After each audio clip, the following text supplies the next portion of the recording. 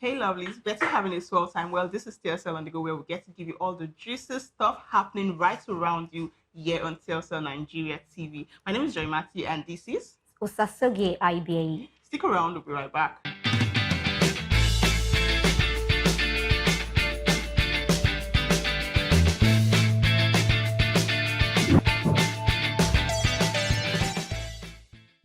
Welcome back. Now, straight off to the stories that have been making rounds in Nigeria. First off, our 001 of the great Nigeria has come out to say, Westerners, you should be grateful because regardless, if I had not done something to help your situation, you were trekking from Lagos to Ibadan. Now, this is talking about the recent railway project that was just completed.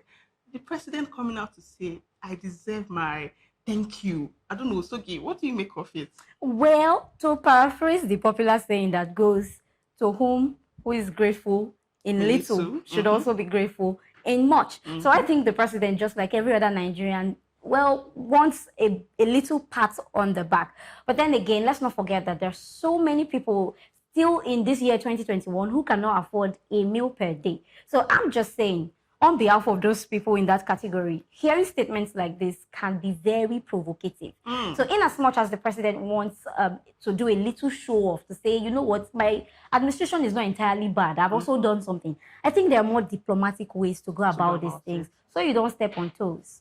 That's what I think. Well, to those persons that are hoping that the table turns around very soon, I'm sure that he would, very soon get to you. Well, talking about tables turning, tables are turned for one of the former Minister of Water Resources. Now, this person was arraigned in the year 2018 for money laundering for the sum of 450 million naira. And then just recently, the Federal High Court sitting in Jos has come out to say, okay, sentence this person to 3 months imprisonment or a 1 million naira jail term. So, okay, I bet you know what the option was for this person. Of course.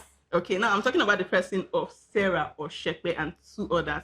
Well, Sarah Oshekpe was involved with the Desani saga in 2015, and now, just recently, 3 months imprisonment and 1 million naira bail fine. Make it make sense, okay? It really does not make sense. There's no way, there's no possible way for me to make that make sense to you, because I think it's really appalling that you have someone who laundered money as high as 450 million naira to pay a fine of 1 million naira. That's like chicken fees compared to what's and situations like this really make people lose faith in the judicial system. You know, when we want to talk about how people in high places in the society and people in low places in society face punishment or penalties for crimes, I think the scales are really unbalanced.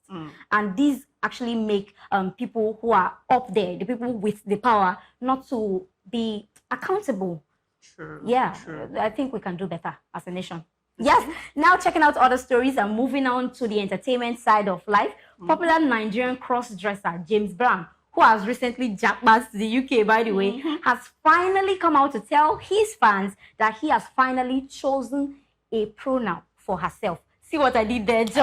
I see. What do you make of this? Now, James Brown coming out to say, I should be addressed as Miss James Brown, and my pronouns are she, her, lady, and girl. I know this would step on so many toes per se, but personally, I would say that, well, I'm happy that he did it outside shores of Nigeria. Like, he knows that this would have been a huge deal in Nigeria. He'll probably be behind bars right now. Yes. And then he stepped outside to say, okay, now that I am outside your confine, I can choose whatever I want to. So, still, some persons will say, it's influencing. Are you saying that people should leave Nigeria and go be whatever it is that they want to? That is what he said, not me. That is what James Brown said. Or she now. So, I'm really confused. What do you do about your name? How can you be Mrs. or Miss James Brown? He said what he said. It is what okay, it is. All right. We don't have any choice but to accept that. Moving on to other stories. Now we're still going to drag the federal government into this conversation because, as announced by the Minister of Information and Culture, Lai Mohammed, he has said that the federal government has placed a ban on Nollywood producers who incorporate ritualism in their production. Do you think this is the right step in the right direction? First thought that comes up right now is misplaced priority. So I get that the federal government is trying to, cut down on the incessant, like it is constantly rising, ritualism.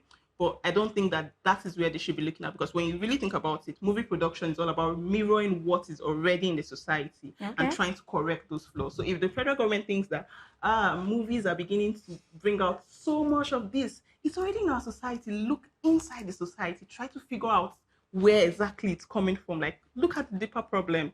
Okay, well said, Joy. Well, I'll come in by saying that ritualism is a menace that has been ravaging our society of late. Please do not indulge in such an immoral act. On this note, we call it a wrap on TSL On the Go.